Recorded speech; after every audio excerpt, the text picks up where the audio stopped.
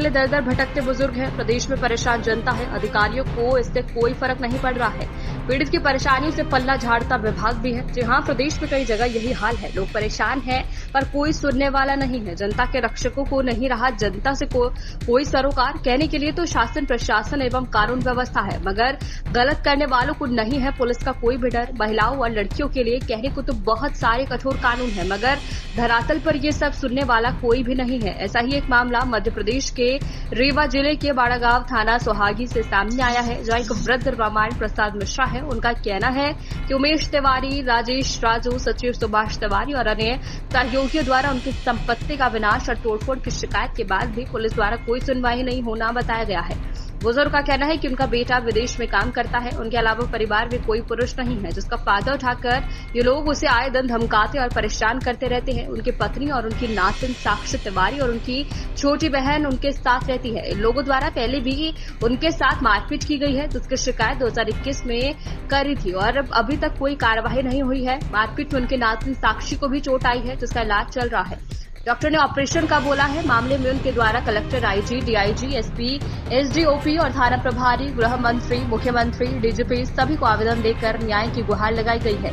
उन्हें और उनकी नातिन साक्षी को जान का खतरा है। उनकी नातिन को ये लोग आते जाते परेशान करते हैं, कमेंट करते हैं, वीडियो भी बनाते हैं और धमकाते भी हैं। बोलते हैं जो करना है कर लो, हमारा कोई कुछ नहीं कर पाएगा। बीते दिन कॉलेज से घर जाते समय राजू आया और उनकी वीडियो बनाकर वायरल करने लगा, जिसकी शिकायत उन्होंने महिला थाने में भी की, मगर वहां से भी कुछ। Hello hello. माननीय नमस्कार जी नमस्कार। कैसे हैं? बढ़िया है, ठीक है। हो गए सर त्योहार व्योहार सब खत्म? हाँ हाँ बताइए। अरे सर वो क्या हुआ सर उस मामले में? कौन सा? ये रामायण प्रसाद वाला सर, साक्षी वाला। हाँ हाँ, उसमें उसमें क्या है, दोनों पक्ष कल हमारे पास भी आए थे, ये लोग भी आए थे। अच्छा। साहब हमारा ऐसा कोई विवाद नहीं है और आपकी तरफ से भी आवेदन आए हैं। अब किसी को ऐसे ही है कि भाई बातों बातों में जो है आदमी एक दूसरे पे आरोप लगा रहे हैं, कोई प्रूफ है इनका भी नहीं हो पा रहा है ना। कोई फोटो का, कोई मोबाइल का, कोई इस प्रकार की बात बता रहा है, लेकिन कोई एविडेंस कोई दे नहीं। नहीं सर, खबर तो उसकी वीडियो बना के उसे वायरल करी सर, गाँव में सर, आसपास के लोगों को उसे दिया है उसने। अरे यार वो कम से कम 20 आदमी गए थे वहाँ कलेक्टर साहब के पास भी। इसी पक्ष वाले सब हमारे साथ अन्याय कर रहे हैं लोग। नहीं सर, वो कोई लड़के का ही फोटो बता के बता रहे हैं कि लड़का इसका बॉयफ्रेंड है, ऐसा वैसा, ये सब बात भी आई है सर सामने। हाँ जी। कि किसी लड़के को बता के उसको बदनाम कर रहे हैं कि लड़की इसका बॉयफ्रेंड है, फोटो वोटो में कोई है। कोई ऐसा अभी तक हमारे पास तो ऐसा कोई लेटर नहीं आया है बॉयफ्रेंड का।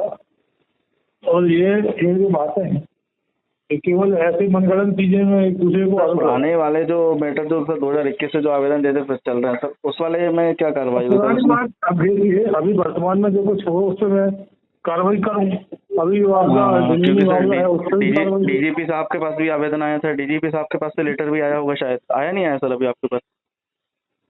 अरे ठीक है, देखिए मैं बताऊँ आपको।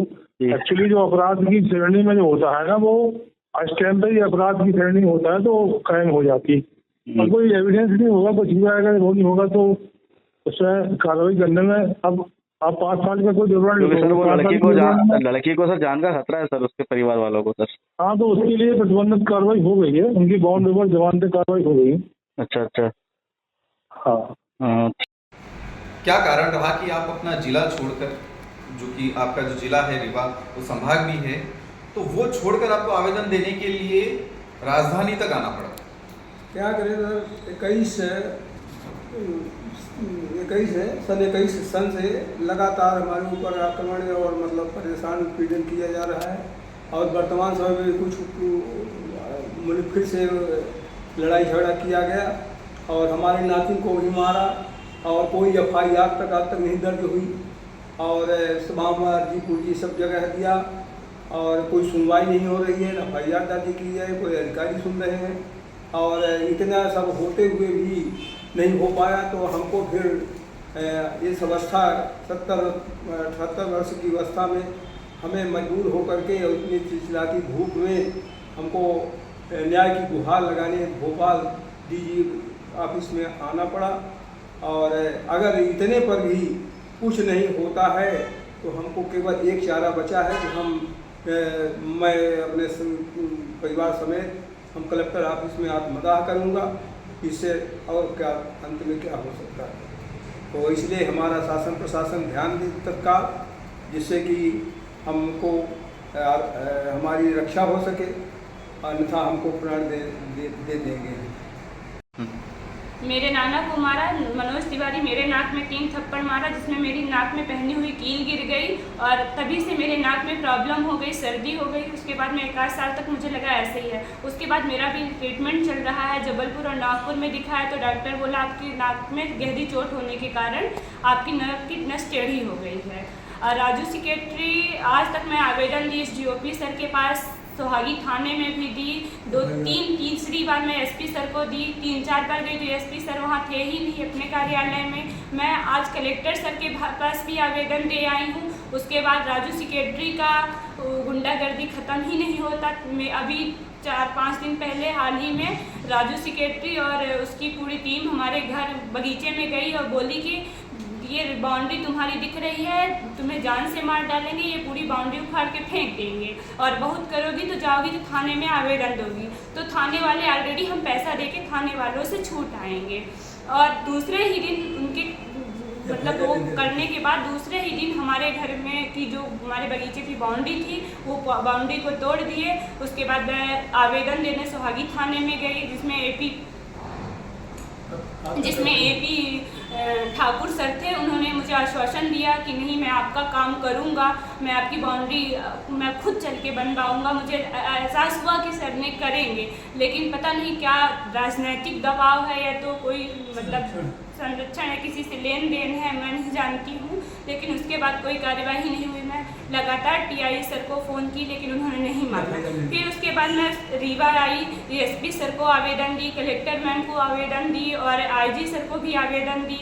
उसके बाद मुझे बोले कि जाओ DOP सर से मिलना। मैं फिर यहाँ से वापस अपने गांव त्योथर में गई, DOP सर से मिली। तो DOP सर से जब मैंने मिला तो बोले कि मुझे लगा कि तुम IG के पास गई हो तो पढ़ने लिखने वाली लड़की हो। लेकिन मुझे बड़े दुख के साथ ये बात कहनी पड़ रही है कि हमको DOP सर ने बोला कि तुम पढ़ने लिखने वाली लड़की नहीं हो। जो हमारे गांव के लोग हमको अभद्र भाषा से प्रयोग करते थे वही सब DOP सर और TI सर दोनों थे। उन्होंने बोला, फिर बोले मैं कुछ नहीं करूँगा। उसके बाद मैं फिर रीवा आई हार मान के। तो आई तो एडिशनल SP सर थे, उनको आवेदन दी। वो बोले कि जब वो नहीं करते तो मैं भी नहीं करूँगा, तुमको जहाँ जाना है वहाँ जाओ। इस भीषण गर्मी होने के कारण मैं आज भोपाल में आई हूँ। DPG सर को आवेदन दी हूँ, महिला आयोग में भी दी हूँ। और अब उसके बावजूद भी अगर कुछ नहीं होता है तो मैं अपने परिवार के साथ SP ऑफिस और कलेक्टर ऑफिस के सामने आत्मदाह करेंगे। यही हमारी अपील है आप लोगों से। हम शासन प्रशासन से यही कहना चाहते हैं कि हम लोग को जो परेशान किया जा रहा है हम लोग का निराकरण किया जाए, क्योंकि हम लोग को जान से खतरा है। क्योंकि जो आरोपी राजू सेक्रेटरी, मनोज तिवारी और ये सुभाष तिवारी है, ये कहता है मैं त्योंथर बड़ा गांव से त्योंथर कॉलेज जाते हैं तो बोलता है वहाँ मरवा डालेंगे या किडनैप कर देंगे, ऐसी भाषा का प्रयोग करता है। तो ये संभव ही है क्योंकि शासन प्रशासन तो हमारा सुन नहीं रही है। हमें तो ऐसा लगता है कि ये जो वो है तो ये राजू सेक्रेटरी के गैंग के लिए ही सोहागी थाना और DOP सर लोग बने हैं, हम जैसे आम आदमियों के लिए बने ही नहीं है। इसी के साथ मैं धन्यवाद।